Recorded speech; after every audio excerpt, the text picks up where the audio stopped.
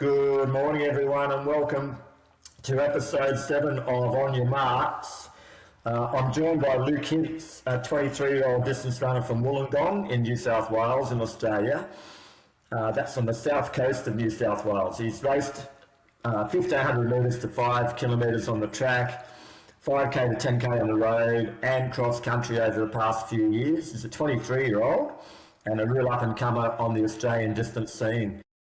He has PBs ranging from, in the 1,500 metres, a 350, the 3,000 metres, an 806, the 5,000 metres, a 1347, 10k road, 2903.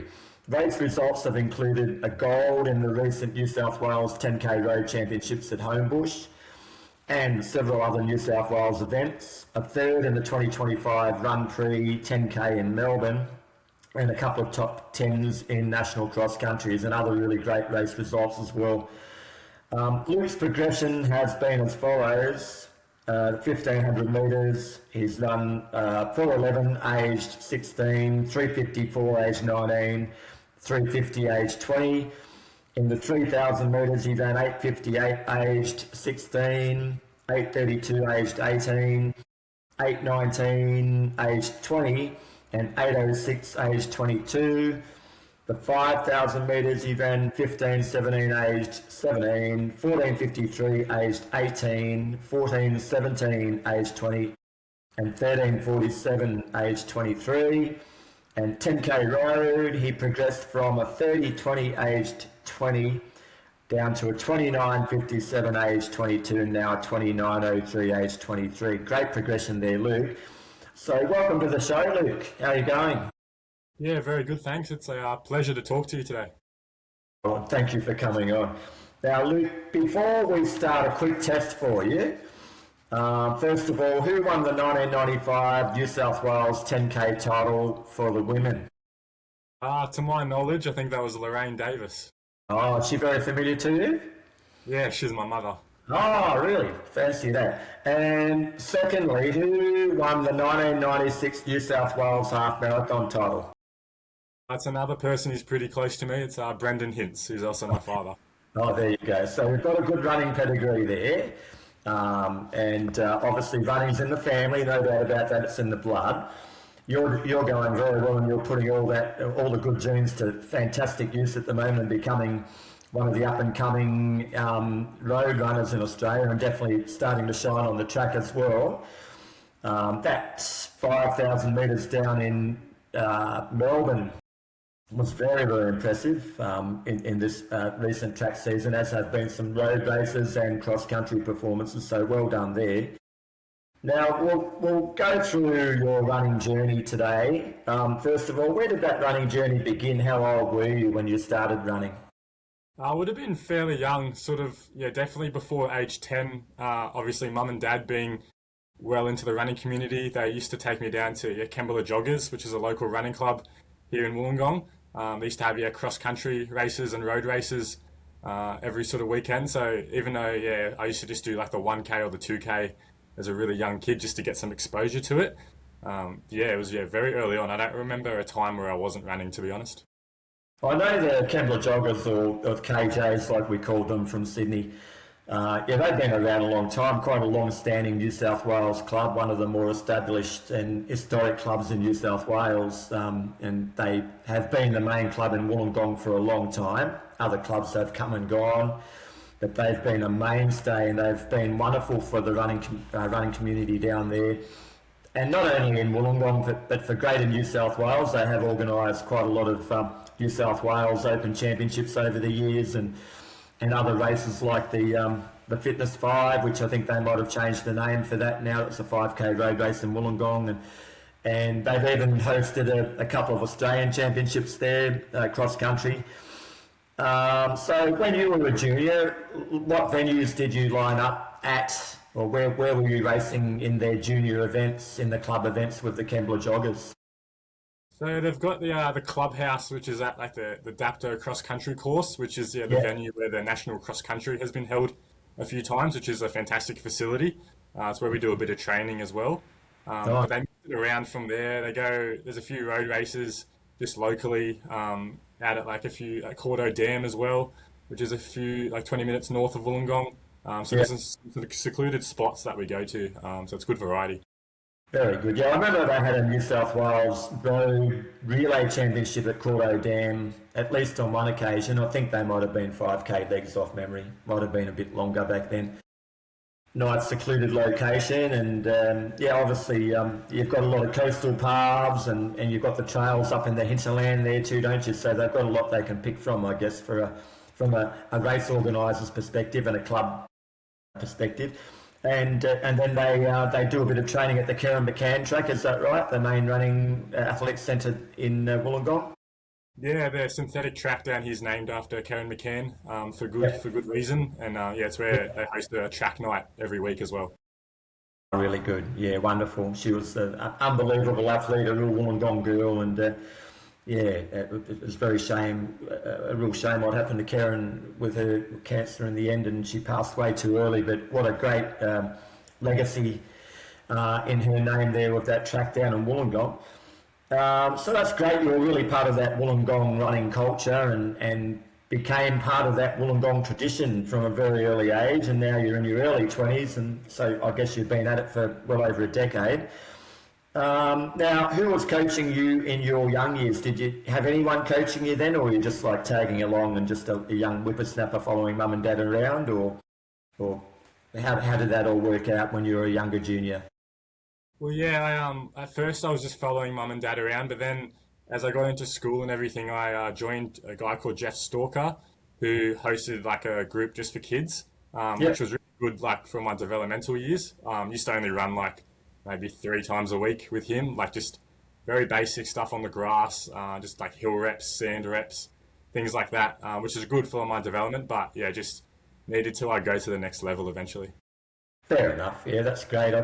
The kids running groups or junior running groups are so important and instrumental for so many Australian runners that you speak to, and it's great you were in there with Jeff and had a steady hand to guide you in your early years. And how did that training progress? So you said you had to move on. You were running about 3 times a week with Jeff's junior kids group there. When did you decide to make a change, and how old were you when you made that change from the 3 times a week with the kids group to something different? I would have been probably 15 or 14 maybe. I was still racing, and yeah, just guys were just heaps stronger than me. And yeah, Jeff was a great coach, but he just really wasn't willing to kind of like make the next jump with me. So so I started following Dad around a little bit more. Good. So has Dad been coaching you since you were 14 or 15 after you left Jeff? Yeah, since about then. Yeah, so it would have nearly 10 years now even. Wow, that's awesome. That's fantastic there. And Dad's been around and a long time in the sport and a fountain of knowledge. That's really good. And obviously the father-son coaching combination has been really successful. You've only got to look at a runner's progression there, and you've done amazingly well, particularly in the years where a lot of people, they find it hard to adjust from a junior to the senior and making the transition. And you've done a really good transition there and have continued to improve. A lot of people hit the wall progression-wise at that point in time. They find it difficult, maybe only having raced people in their cohort, in their age bracket or two, and then all of a sudden it's a big world having to race people in between the age of 19 and 40 or even older, and racing such a large cohort. So you've done really well to make that leap into the deep end, so to speak. So you're currently training with your dad's squad now. What do you call the squad, or what does Dad call the squad? Well, yeah, it's fairly new. We've got a new name. It's called Next Performance Racing Team. That derives from every time we finish a race, our motto is just think about the next race, whether you had a good or a bad one, just move on to the next. So we wanted to embody that in some way. So that's where the names come from. Excellent. Oh, I like that name. It's a great philosophy to have there, that you shouldn't rest on your laurels, and or you shouldn't wallow in your sorrow as well. If you have a bad run, one way or the other, you do have to move on, don't you? Just and be happy with if you run well.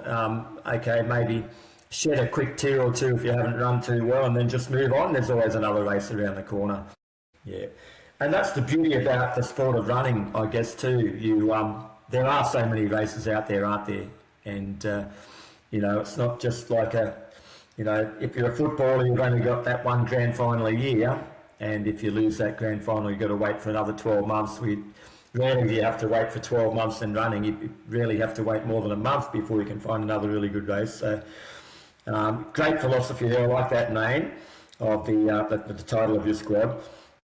Name the other squad members and how they're performing. I have followed a little bit on social media and noticed that there appear to be other strong runners in your group as well. Can you name a few of the other people in your group?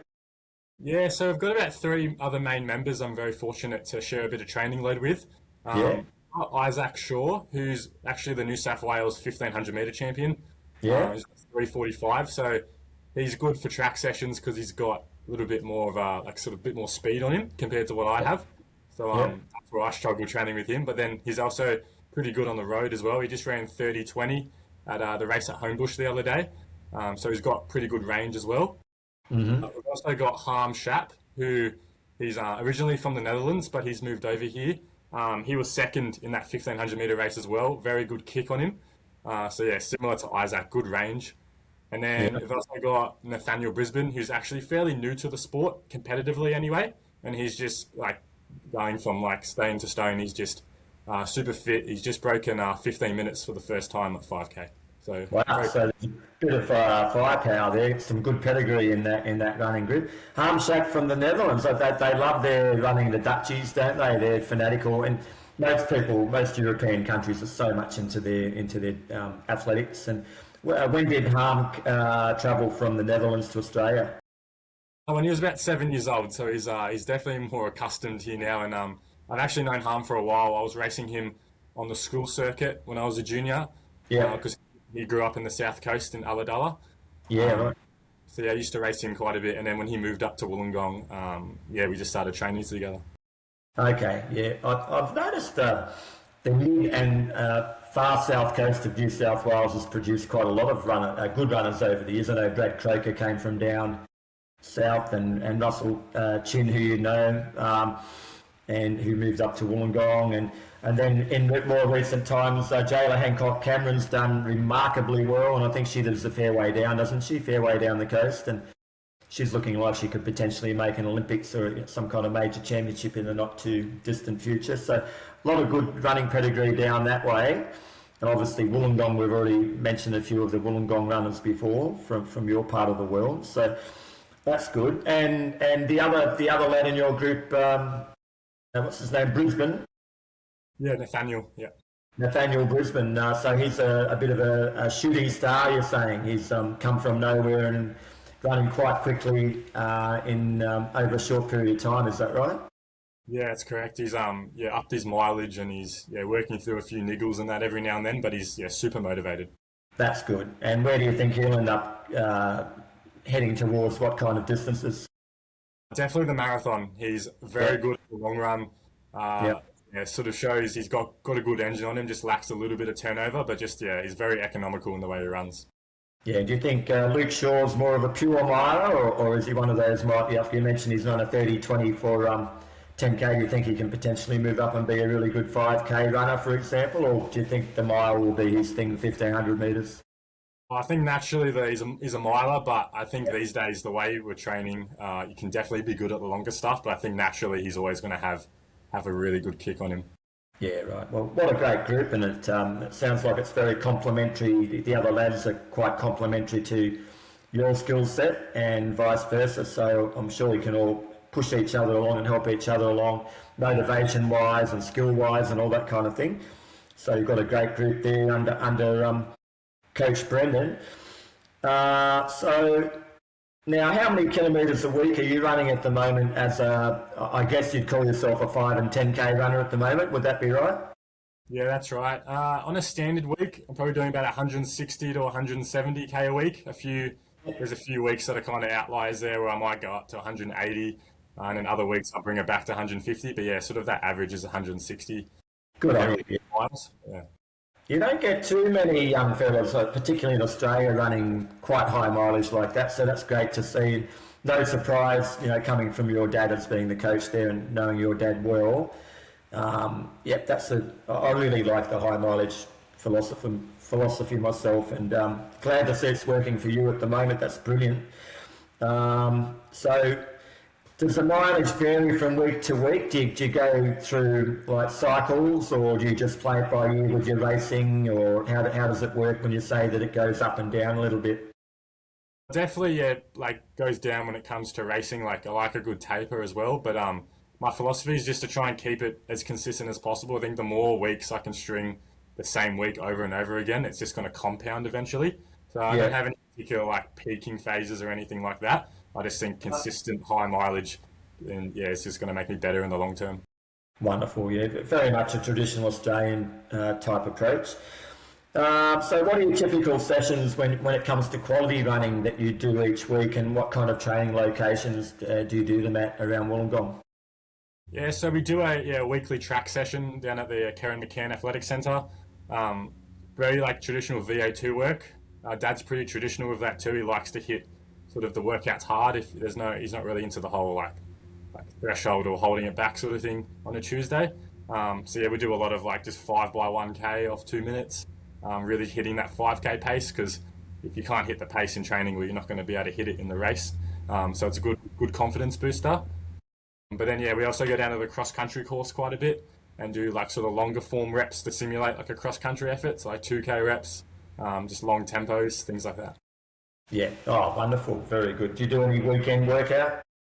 Yeah, we do a Saturday workout. We have a criterium track for cycling down here in Wollongong that's just got built, so we usually like to use that for like 1k reps or longer reps to get like a bit of road rhythm going. Is that a 1k loop or 2k loop? Yeah, it's a 1k a lap, which makes it really easy to. Yeah, where do they build that? Which part of Wollongong? It's in a suburb called Unanderra, which is a little bit south. It's pretty close to the cross country course, actually. Yeah, right. Okay. Oh, well, you've got a good range of training venues there. That's wonderful. So you mentioned 5x1k, and you like to hit your 5k pace. So you've done 13:47. You're obviously aiming for a bit quicker than that. You know, you've got, so 240s equal a 13:20. So I imagine you're not going too much slower than 240 to 45. Would you be doing them in off a 2-minute recovery? Yeah, the week before I ran 13:47, I did that session and averaged, I think 2:42, something like that. Very good. You know, you're starting to hit your straps really well. Brilliant. Where do you do your long runs, and what pace, what elevation? Yeah, so recently my long run's become like one of my sessions of the week. So I like to hit it pretty hard nowadays, especially with the idea of potentially moving up in distance soon. But yeah, usually just go around home, try and get some hills in there just to get a little bit stronger.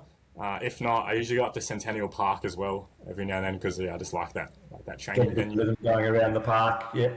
When I had my Sweat Sydney group there, we mainly kept it around the park, because anywhere else kind of like in that main part of the eastern suburbs and central Sydney was just too much of a concrete jungle and pretty dangerous. Occasionally we hit the, if we got out early, we'd go down to Bondi and over to Coogee and Bronny and follow the coast, but usually we just keep it to the park. And you can get good runs in there, good rhythm and a little bit of elevation as well, and mix around the bitumen and the grass and the dirt too. We mainly keep on the bitumen and the grass, but it's a great training location. How about the Royal National Park? Have you hit up the Royal National Park much? I actually haven't, no. I've been intrigued. I've seen like photos of people training there and it looks like a really nice surface. Yeah, look, it's hard. I haven't been there for years now, having moved down to Melbourne and been down there for 10 years. But when we were younger, we went through a phase where we went there for a while, and it was pretty good back then. You didn't have to worry about your footing, and you got a bit of rhythm going. But then when I went there, probably 15 years ago, it seemed to have gotten a bit rough along Lady Carrington Drive, I think, which was the main trail there. And don't know whether they cleaned that up and smoothed it out at all, but it got to the point where it was like, oh gee, it was way rougher than what it used to be, and you had to watch your footing and all that kind of thing. But some people don't mind that when they're doing their long work. So you do any specific hill work, any hill reps or hilly cross country? Because you go down to the Kembla cross country course, it's quite flat, and you've got your criterium course, which I imagine, is that relatively flat too, that road 1k? Yeah, it's fairly undulating, but I wouldn't call it a hill. Yeah, fair enough. Do you do any hill work, or are you mainly more flatter rhythm running? Now we do a bit of. I like to incorporate a few hills. There is a section of the cross country course which is quite hilly that we do go to. Um, Okay. Other than that, we also have a session that we rotate at the university, where the campus is kind of on a massive slant, which goes for about a kilometre. Yeah, Um, right. we like to sort of go hard up that and then just float back down and go up again. We do that a few times. Oh, great Um, stuff. other Yeah, than yeah, that, other than that, all my easy runs are super hilly, so I get yeah, my yeah. hill. Yeah. What would you rate as your favourite running session? I have to say, I get a lot of satisfaction out of nailing like a Deeks quarters session. Haven't done one for a while actually, because Dad doesn't like me to get too mentally absorbed into the time that I run for it, which is fair Yeah, enough. But yeah, I fair. do like, yeah, I like the idea of the session. Yeah, and when you do that session, obviously being like a fartlek on the track where you're surging and you're floating, do you approach it in any particular way? Because some people treat that session a bit differently to other people. Do you aim for just a quick total time, so you're floating fairly quickly, not surging too hard, or do you more try to hit quick 400 metre reps and then not worry too much about what you're doing on the 200 metre float? How do you take it? Yeah, I like to do it fairly traditionally, and do Yeah, it where the floats are still quite hard and not too much actually slower than the actual efforts. I think that's yeah, the point of the session, but yeah, I do like the idea you can kind of play it how you want. So if you're more of like a 1500 meter runner, you might do it where the reps are quicker and you really recover on the 200 jog. Where, yeah. yeah, I think from a 10K point of view, it's good to just have the total time there. Good on you. Now, I've seen you've been working at the Wollongong running store, Run Havoc. Explain what you do there. What do they sell? Do they also organise events? How does that all work? Yeah, so Run Havoc's a new run specialty store that opened up in Wollongong about 10 months ago. Yeah, Um, I was working a trade before that, and I saw it was opening up, so and I wanted to get out of the trade, so I decided to hit them up, see if I could get a job there. So yeah, I'm working there pretty much full time at the moment, just serving customers and just being a bit of a retail staff. But they're a bit different than other run stores where we're a bit more community involved. So we host a lot of run clubs, a lot of events, a lot of wear tests with different brands, especially with the running boom, especially in Wollongong at the moment. Just trying to capitalize on that. brilliant. Which part of Wollongong are they located? We're just on Crown Street, which is pretty much in the CBD of Wollongong. Yeah, So yeah, we got a bit of foot traffic, which is really good. right in the thick of things. Now, yeah, I've been to Wollongong a few times in my life, but I've never hung out there for too long. How's it now? Like, for example, I ran on the sunny coast this morning, starting where they're probably going to start and finish the Olympic marathon in 2032, which who knows, you might be lining up in if you keep progressing nicely. But that's outside Alexandra Headland Surf Lifesaving Club, which is where they do the Sunshine Coast Marathon and all their events at the moment, which is every August. But we just meet there every Tuesday morning for a run and coffee. And it's like running central along there now, like it's a typical coastal path in a fairly populated area, following different towns and different surf clubs along the way. We're just doing out and back, and like it's a real running highway, like just people up and down, up and down. Is Run Havoc anywhere near what you'd call like a running highway, or is it like, do people run through downtown, or they mainly keep to the coast there? Like what are when you mention it's like a running boom in Wollongong, where do you see most people strutting their stuff and going for their runs? Definitely down the coast, yeah. They've had to widen a few of the paths down there, just to Yeah, accommodate all the foot traffic. And because yeah, you go down to the beach at 6 a.m. and there's masses of people all together yeah. going for runs, which is great to see. That's great to see, yeah. So run groups, individual runners, all that sort of thing, yeah, yeah. It's amazing, like, not everybody's in run groups. Like, you do have your run groups. I know in Sydney they're going crazy. Like, you hear about 500 people running at the Bondi Beach run group and 300 at Coogee Beach, and Centennial Park groups are getting bigger, all that. But the same anywhere in Australia. Melbourne, they're getting bigger, and, Sunny Coast, they're pretty big up here. But you see a lot of people running solo or in pairs as well. Like, I remember one morning about a month ago, and a friend of mine and I, we were running about probably 5:15 pace, moving along all right, and we did a 10K run, and we counted 9 women shooting past us, and they were all on their own, 9 different women, which I thought was amazing.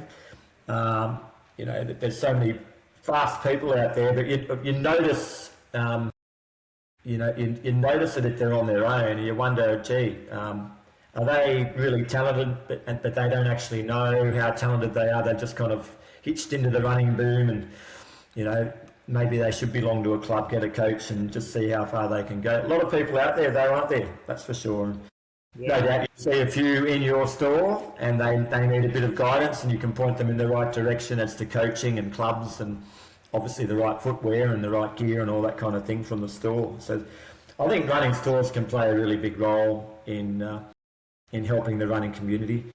That's for sure. Now, did they organise events as well? I think I saw, did they organise that 5K in Wollongong a little while ago, Run Havoc?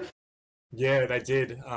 They had another one last November as well, where they put up a bit of prize money. So we got some elite guys coming down here again, which is always money talks, obviously. So they're willing to put that up, that atmosphere there. Yes, elite guys have turned up since Run Havoc have hosted a few events. Yeah, 100%. Yeah, that's good. So you've progressed really nicely over the last few years. The last 12 months have been a breakthrough period for you. What do you feel have been your best 3 races in this period, and why? Is there any reason why you think you might have jumped from like high 29s to 29 dead and looking like you're going to start breaking regularly into sub 29, and now you've gone well under 14 as well for 5K? So you show progression, but a lot of guys, they tend to top off at 14 minutes and they top off at 29, 30 or 30 minutes. You've definitely jumped into that top 10 or so in Australia now, and you look like you're knocking on the door to make national teams and that sort of thing not too far in the distant future if you keep up that improvement. What do you put that down to? What do you think have been 3 breakthrough races, and is there anything you've done differently at all in the last 12 to 18 months? Yeah, well, I'll start with the 3 races that I think have been my breakthroughs. Definitely run pre last year in September, that 10K road race. I was not expecting to run that time that I did. I thought I might have run maybe 29:30 if I was on a good day, but kind of just backed myself that day and decided to go with the lead pack, and just found myself feeling good, and just before I knew it, there was only a K to go, and I was in 3rd behind some 2 good runners. Ran 29:03 that day, which was really exciting. And then, definitely in Box Hill earlier this year, where I broke 14 minutes for the first time. That was, I've always wanted to be a 13-something 5K guy. I think it just looks so much better on paper. You kind of call that an elite time nearly, which I think is really good. And once again, that was a race where I got in a good field and just had to back myself. And, a lot can happen once you do that. And then third, probably just the New South Wales title that I won about a week ago now. I picked that one just because not necessarily the time, but just the confidence I had going in. I took it out pretty hard, like against guys like Ed Goddard, and I just, once again, just kind of had a sense of confidence that I've never had before. So I definitely put down that improvement due to a bit of confidence. I do think that confidence needs evidence, and I think through the training that I've done, and like we were saying before, sort of a bit of a higher volume approach to other people, is that, I think the more volume you do, you just have confidence in whatever training you're doing, and that makes a massive difference. That's great. I mean, you definitely beat a good field in that New South Wales Championship, and Ed Goddard's been a mainstay at the pointy end for quite a long time now, and he's going through a bit of renaissance at the moment, starting to find a bit of form again after being in a hiatus, and you beat Ed quite handsomely, and I think you would have gained his respect and the other boys' respect there by dominating that race. So it was quite an emphatic victory there, so well done. And it's not easy to run a quick time. I mean, you ran nearly an equal PB, didn't you, in that event? Not far off your PB, but you were a fair way in front, so it's not easy. As you mentioned, you went out hard, so you would have been leading all the way, is that right? Yeah, I had Ed with me for about 5K, and then then I put the hammer down. Yeah, good job. So awesome work. You obviously you don't mind to front run, and that can be a sign of a great distance runner, and particularly longer distance runner. So that's really good. So you put that down to confidence then, and that's interesting. You mentioned the mindset. Psychology can play a huge role in whether a runner will end up either hitting their A, B or C targets, or whether they'll actually reach anywhere near what they're capable of. And I think a lot of people probably do not quite reach what they're capable of reaching because they don't quite have that full belief in what they're capable of. But it sounds like you're really building that belief. And you mentioned that comes from consistency, and performances give you that confidence as well, don't you? Once you've done that performance once, then your mind is telling you, I can do that again, and I can repeat, put it on repeat, and then if I built on where I was before, there's no reason why I can't keep building. So obviously your mind is in a really good place at the moment, and you've got to keep that rolling. Well done. Now, you mentioned racing in Victoria, and 2 of your 3 favourite races where you feel you've made the breakthrough in the last 12 months have been down in Victoria, one on the road at Run Prix and one on the track at Box Hill. And that's no surprise. I mean, runners have been gravitating towards Victoria for good races for 50 years now, since the Ron Clarke era, really. Maybe initially to take on people like Ron Clarke and Herb Elliott and John Landy, and more for the competition, but maybe in more recent times people have realised that they are, very well organised down there. There's a real tradition. They do tend to handpick good courses, and the track events usually run at a really good time of the year in the evening. They've got places like Box Hill where they do have pace lights, so they do take their race organisation very seriously. And you do have a couple of the professional teams down there as well, the On team and the Nick Beddoe team, MTC, and a couple of other really good squads and clubs down there too. So runners know you've got the depth in the events as well, which is a big thing. So around 75%, I would say, of Australia's top runners currently live in Victoria. Do you feel that New South Wales, with its larger population than Victoria, can one day catch and even surpass Victoria as the distance running capital of Australia? Do you think New South Wales has what it takes to eventually become king of the heap?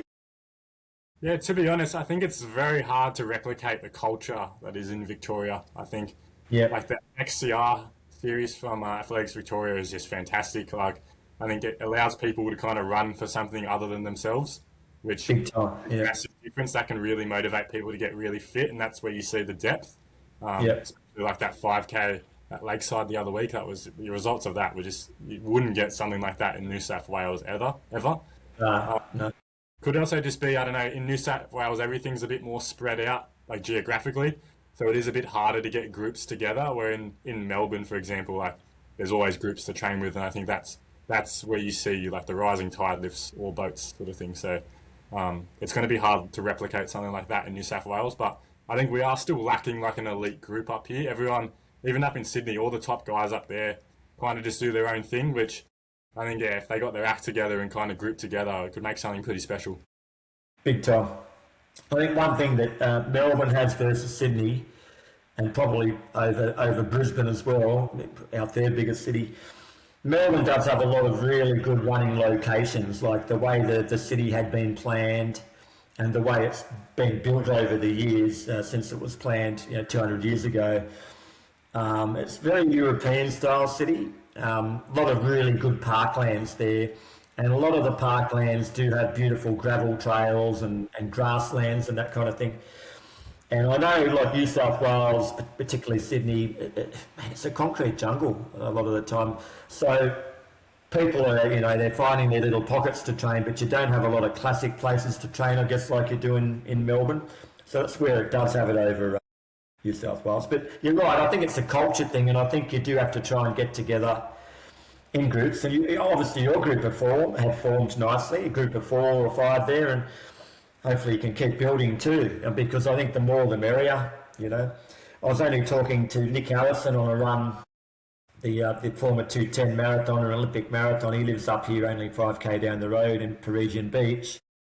And I was talking to him about the old Chris Wardlaw group that he used to train with in Melbourne. And they were a big group. Like, it's amazing when you talk to an old guy like Nick and he starts rattling off the names again. Like, we heard about the names when we were in Sydney, and you heard X, Y, and Z were running in the Wardlaw group, but then Nick started bringing them up again, and there's so many good runners, and they worked together. You know, they did work together too. And sometimes people would come from another coach's group, or if they were training solo, they'd come bring themselves along, and they'd join that group just for a key session or two, and there was a bit of sharing in that regard. But the group effect can play a big role in the success of distance runners, and you know, those who are flying solo, I think they're at a little bit of a disadvantage there. I mean, they might become stronger mentally running on their own, but you can't beat that running along with the tide and, as you know, going with the flow when you're in a group there. That's the power of the group. Whether you're in the front of the group, in the middle, or at the back, there's different ways that you can be pulled along mentally and spiritually even, and knowing you're with your friends and doing a similar thing will often just get you motivated to do something more special than what you would have done if you were on your own. So what are your running goals, Luke, for the rest of the year and beyond? So yeah, for the rest of this year, I kind of want to hit a few road races and try and get some more wins under my belt. I think that's pretty important for my development rather than chasing sort of fast times. So I've got a plan to do the Sutherland to surf and then the City to surf as well, and to see how high up I can place in those. Obviously, City to surf and Sutherland to surf both have a pretty prestigious history, so it'd be good to try and get some experience in those events. And then, then later in the year, I'll try and go to Run Pre again, maybe Burnie, and then Zatopek, and just try and get some really fast times on the board. I'm sure the organiser, Rowan Dale, would love to see you down at Run Pre, and I'm sure they'd love to see you down in Tassie at Burnie too. Have you done the Sutherland to surf or the City to surf before in your running career? I did it with Dad when I was about 11 years old, but haven't done it since then. So good time. I didn't think I'd seen your name in the results of the Great City to surf there. I mean, what an unbelievable event. We loved doing that when we were young, and it was a real, cornerstone of Australian running culture. And it seems to be building on a little bit of a wave again with as you mentioned, the running boom. And so hopefully it'll be back as the #1 road running event in Australia before you know it. Maybe a big performance by Luke Hince in 2026 might help that wave of success for the event continue to rise again. Do you have any goals there? Would it be about a placing or a time or both? Like, the history, that what people have run there, that Monteghetti's run 40.01, I think, and Harry Summers 40.02, and Deke, I think, 40.08, and a whole bunch of other people like Brad Camp have run really well there. And the honour roll over the years, men and women, a lot of the greats of Australian and international distance running have lined up and won, or some of the greats haven't even won. They've only got second, third, fourth or fifth. It's been a very hard race to win. What would your main goal or goals be for this year's City to Surf? Yeah, the priority definitely to be as high up as possible. I think obviously to do that though, you've got to run very fast. It's not like a track race where there's the possibility of it being a tactical run. You kind of have to just run away with it. So I think, to go as good as you can, you've got to run fast on it. 100%. Do you think you get out over the course in training a few times? Yeah, I'm keen to do like a bit of a recon because obviously, with the nature of the point-to-point course and the elevation and the downhills and everything, it'd be good to kind of get a feel for how I should be feeling at certain points because I haven't done it before. But that's also why I'm keen to do Sutherland to surf, just to get used to that, like bombing a bit of downhill in there as well. And the point-to-point factor there too. You don't get too many point-to-point races out there these days, do you? There's so many loops and out and back. So they're a fun thing to do, the point-to-point races. So good on you for committing or, definitely having them on your agenda there in the not-too-distant future. And we'll have to be watching you there and watching everybody else and just see how it all pans out. But it'd be very exciting to see you go well there, potentially. So good luck in both of those. What do you think ultimately will be your best event? What distance? Well, it's a bit hard to tell because I haven't raced anything longer than a 10K, but I do think the half and the full marathon eventually is definitely going to be my forte. Dad's pretty cautious, though, in making me sort of hold back a bit. He doesn't see the point in really debuting in those distances until my 10K is at a fairly high level, because obviously if faster your 10K is, the easier it's going to be to kind of transition over. So, and I'm still young, so I've still got time, but I think the way I do my long runs, things like that, I think I'm more suited to the roads. Fair enough. What do you say the way you do your long runs? Do you ever hit like a good rhythm section on long runs where you get through a decent block of the long run at quite a quick pace? And if so, like what kind of paces are you hitting? Yeah, so I regularly do like 2 hours, and for the whole thing, try and average like 3:30s, something like Yeah, that. With like the last half being a little bit quicker, and yeah, I just seem to feel really, really conditioned and a little bit more aerobically sort of in tune compared to when I do a track session. It never really feels that good, so I'd love to try and yeah, transition that. yeah. You like being in that longer zone and being in the kind of like the sub-threshold range there and rolling along. Yeah, that's good. Um, Now, do you have a special diet at all? Is there any special foods that you aim to eat, or are you one of those distance runners that just eats anything? No, I'll just eat anything. I think, yeah, good Yeah, philosophy is just like well balanced diet. Obviously, you've yeah, got to put in all your good nutrition, but if the yeah, furnace is hot enough, anything will burn. So I think, and these days, what we know about like conditions like red S, I think the more volume of food and carbohydrates you can get in, the better. yeah, 100%. So, what are your favourite foods or meals? Definitely, probably a big pizza person. Like I'll probably have pizza or a burger at least a couple times a week. Um, I like a good greasy one as well. Like usually go out Okay. pub and get a good pub feed. So, when you say you like a pizza and you do like eating plenty of food, and the more food you can eat, the better. What's your record for in one sitting? How much pizza have you eaten? Oh, it's hard to tell because I never really pushed the limits on that. But yeah, I usually just try and get the biggest option that there is and just have that in the one sitting.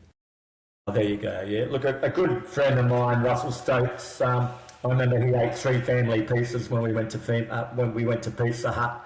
Wow. Um, One for kind of like a brunch after a long run. He three family. I thought that was pretty good, pretty impressive. So he, we didn't have as much science behind the nutrition back then when we were training, but I think we knew we had to eat plenty, and he certainly took that to quite a high level there for the pizza eating. So you might buy that one off without maybe getting too sick. Might even help your performance even more than how you're going at the moment. Could help you win the City Surf, Luke, if you try and I'll have to go give for it the a three push. family Yeah. pieces in the build up. Yeah. Um, do you do any strength training or cross training at all? With strength training, since like yeah, Dad's pretty old school, and it wasn't really around in his day. He doesn't really know what to do with that, and hasn't really programmed me anything.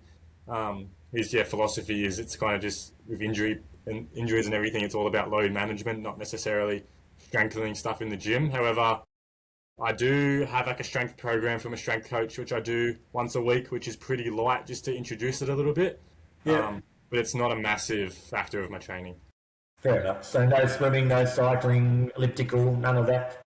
Just when I'm injured, I'll go pretty hard on the bike, and Yeah. then sort of phase it out as I get back into running. Because yeah, just more of a pure runner to be honest. I think I'm doing a high enough load where I don't need to be incorporating any of that just yet. 100%. Yeah, like when you're talking about young people like Parker Valby can only hit 50k a week or whatever, then she really needs to be an Olympian as she is. And, she needs to train much more than that. So that's when you start looking at the machines or the swimming or whatever. So when you're running as much as you do, you're probably that mentally jaded and over having done the work that you don't really need to. So fair enough. Is there one race in the world that you dream about doing one day? Oh, that's a hard one to be honest. Like obviously, an Olympic Games is I think the top of the list for any athlete to be honest. Just because it is so hard to get there, and I Yeah. think accomplishing that would be fantastic. Other than that, honestly, just some domestic road races like I haven't done City to Surf properly, so I think it's close to home, so it's that's definitely a race I want to tick off as well. Yeah. Interesting. You mentioned the Olympic Games, and like when we were young, we're probably a little bit older than what you are now, not much though, when they announced that Sydney would get the 2000 Games, and so we were running, similar mileage to you back in the early 90s sort of thing.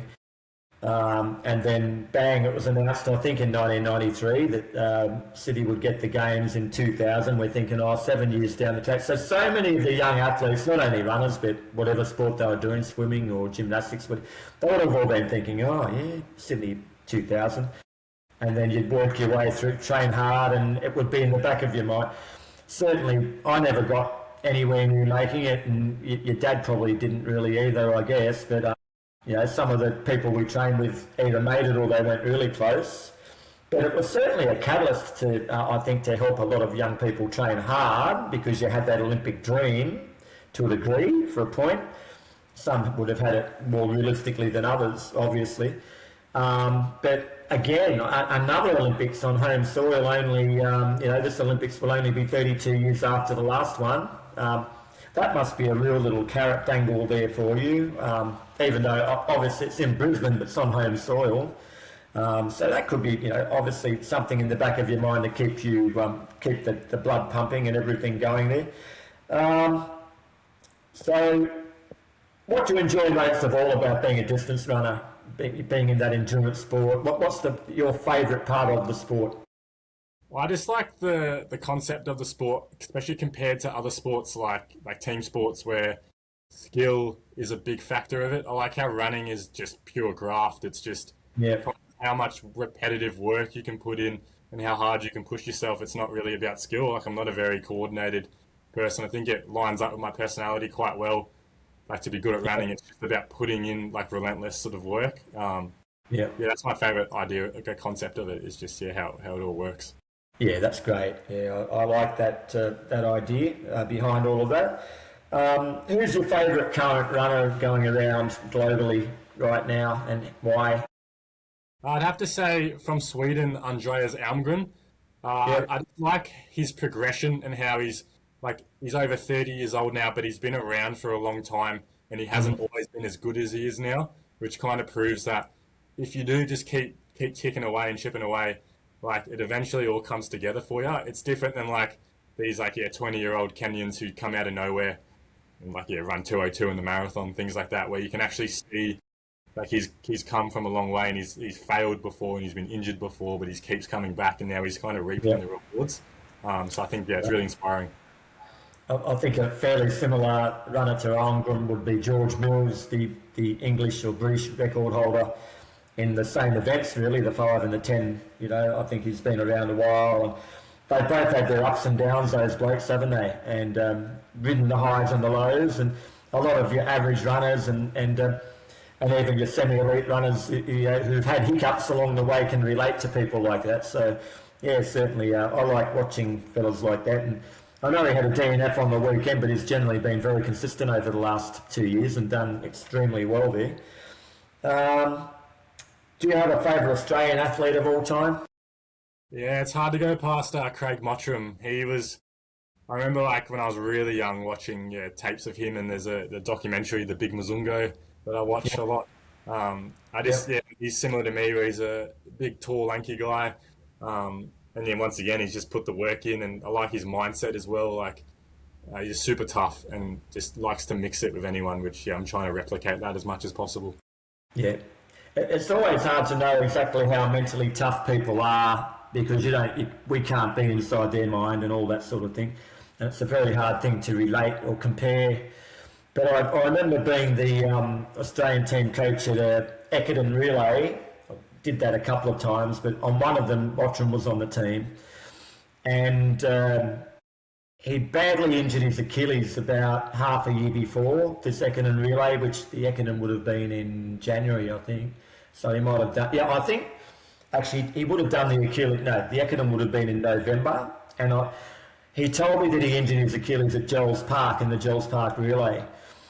And the time he ran in that Gerald's Park relay that day, that's the cross-country relays in the XCR, the Victorian Championship, and it's 6x6K, and it's a pretty tough 6K. It's a 3K loop. You do 2 laps of it, and it's quite hilly. Some people say it's the easiest Victorian cross-country course going around, but it's still not easy at all. There's quite a lot of elevation there. He ran a phenomenal, I couldn't tell the exact time to the second, but I think it's something like 16:15 or 16:20. And you know all the good Victorians that have gone around over the years, nobody else has gone under 17. In fact, I don't think anyone else has gone within a minute of that time ever around that 6K. People from Seth O'Donnell to, Stewie McSwain to Lee Troop to Steve Monaghetti, all these great Victorians, and no one's gone within a minute.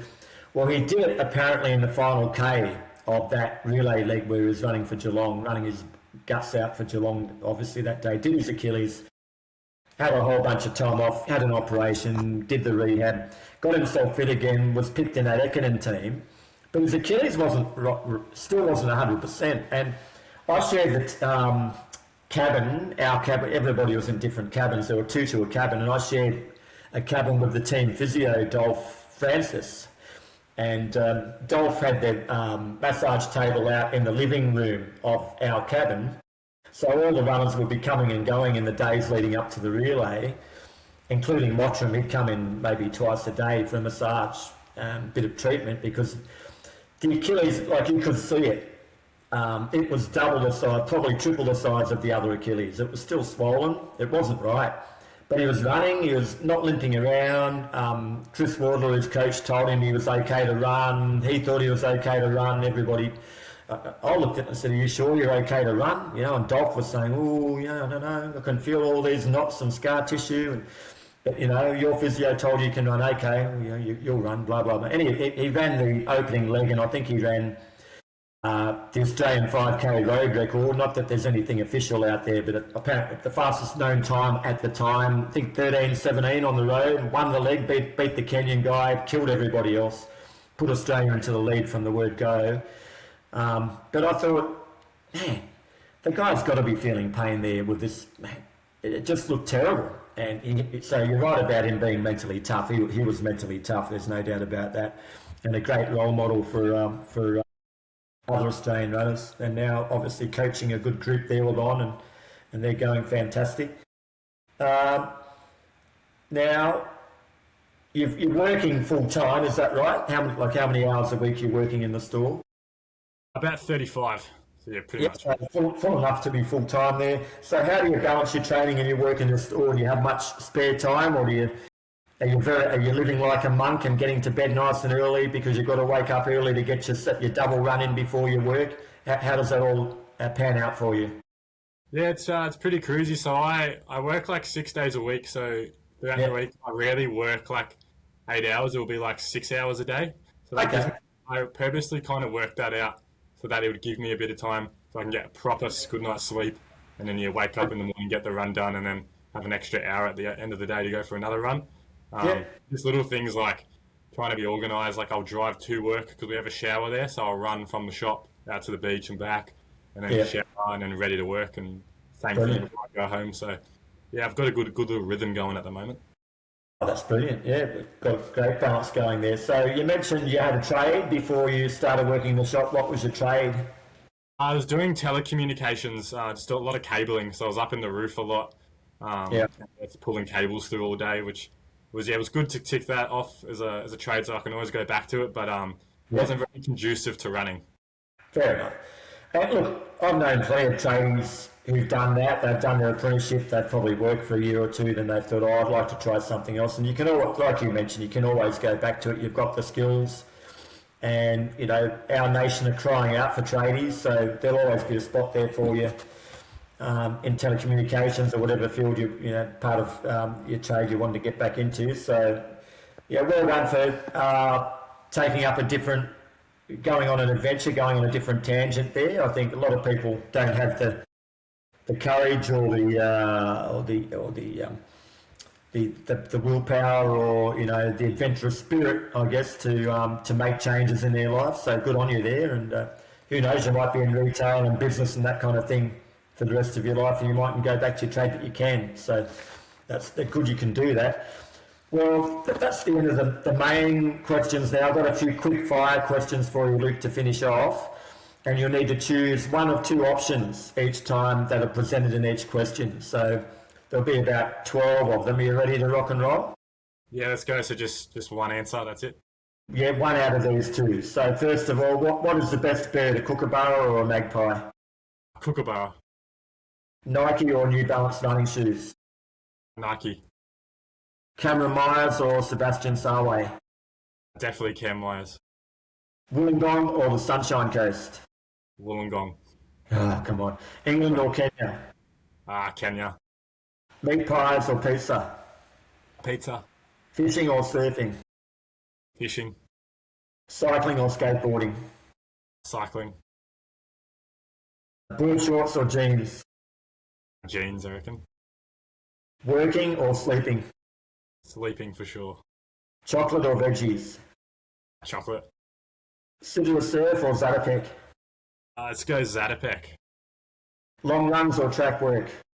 Long runs. Chin-ups or push-ups? Can't do chin-ups, so push-ups. Yeah, they're tough, the old chin-ups. Sheep or goats? Let's go goats, I reckon. A bit different. Good on you, Luke. Okay, well, really appreciate you coming along today, and we've had a good chat. So in closing, we can see that Luke is a young runner who's not afraid to juggle working and training at the top level. He travels around the country seeking the best runners to challenge. After several years of solid results and great progression, he is now knocking on the door of national representation. We wish him the best of luck for a bright running future. So thanks for coming on, Luke. It's been a real thrill having a talk to you today. Thanks for having me. It's good to hear some of your stories as well. You're obviously well versed in the running community. You've coached a lot of good runners, and my dad's told me lots of stories about training with you. So yeah, it was awesome to talk to you. Yeah, it was certainly a lot of fun back in the years training with your dad. So thanks for watching and listening, everybody. Don't forget, keep your toes behind the line at the start and always run hard through the finishing line. What you do in between is up to you. Thank you.